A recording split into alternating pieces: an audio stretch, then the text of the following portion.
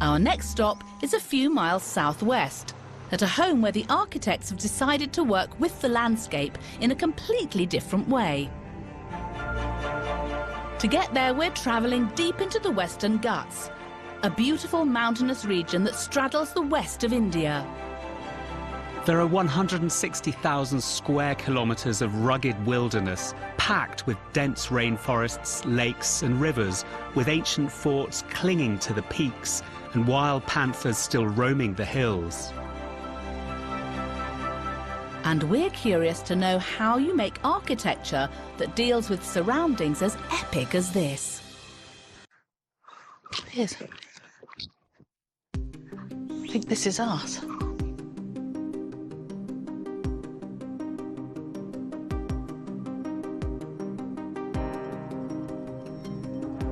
The House of Three Streams has been very much shaped by the landscape. The result is a fluid, enigmatic house that almost tiptoes down the hillside through a series of origami-like roofed verandas and open spaces.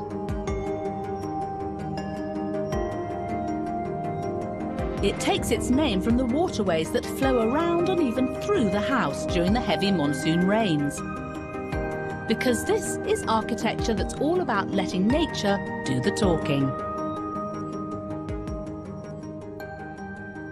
My first impressions of this home are that it's so delicately placed. The house isn't interfering with the beauty of the landscape. There are more than 1,000 square meters of house that's not a house here, all flowing out from a fort-style wall and tower, which forms the spine of the building. It's an incredibly steep site, framed by seasonal waterways. The house is a series of asymmetrical zinc-roofed verandas scattered down the hillside, providing outdoor and indoor dining spaces, a kitchen, living space and viewing platform. Ensuite bedrooms are tucked out of sight, placed on top of each other to allow uninterrupted views. At the lowest level, a swimming pool forms the roof of 2 more bedrooms. Whoa! Suddenly, we're underneath a really exciting space. I think this is thrilling, and I didn't expect it. I didn't expect it to have all these wonderful crisscross of beams and on just that metal on top. But actually, in this landscape and in this context, what you need above all else is shade from the sun, shade from or shelter from the rain, and you need as big a roof as possible, and actually not much else. I like the idea of, Piers, is being up here during the monsoon and hearing the rain thundering on this metal roof and being inside this space with the glass looking outside. I mean, it must be virtually impossible to see, your hand in front of your face when the monsoons come here. In fact, trees inspired one of the key pieces of design. These unusual beam structures unlock the underlying philosophy of the architecture. So instead of there being regular repetitive columns, there's this beautifully complex series of trusses that come down to the ground as trees, pulling back all the structure from the edge. And what it means is that the house provides uninterrupted panoramic views of the landscape from wherever you look. The wilderness has also been embraced by the architects to shape every aspect of their approach. That immersive feeling of living amongst the trees even follows you indoors. There's a suite here with an ensuite bathroom. If you listen very carefully, you can hear all the birds. I imagine in here is, there's a bathroom here, and it's a good one.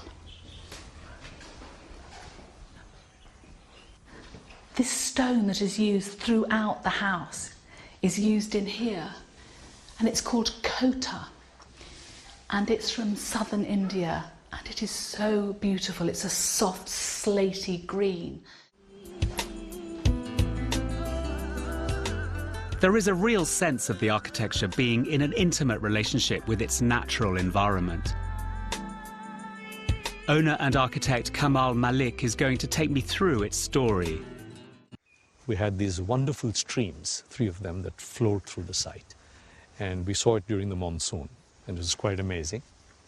The other thing which happened here was the inspiration of the tree. So you see the trunk and you see the branches. And if you look back, you will see the actual support of the roof. This house was a family affair, and Kamal worked closely with his son, fellow architect Arjun.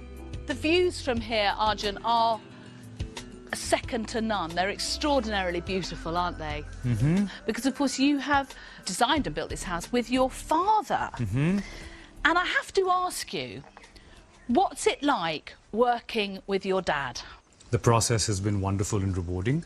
It has had its impacts in this house. For example, my parents don't enjoy being in the water, so therefore we separated the veranda spaces where he and his friends could be in a particular place. My family and our friends could be closer to the pool and have our own kind of privacy and space and yet be connected. Everyone has their own favorite place, and that's the whole point. It's choice, it's openness. When you spend time here, what do you end up doing? Pretty much nothing. Really? Yeah. Swimming, talking, listening to music. And what a pool. I mean, it's an extraordinarily beautiful thing in and of itself. Your father's an architect. You are an architect. At any point, did it cross your mind to become a Bollywood star? Because you're so stupidly handsome. No, it didn't. It actually didn't, but thank you. That's very flattering. You're welcome. I think you missed an opportunity. Well, Bollywood's loss is definitely architecture's gain. The whole place is beautiful.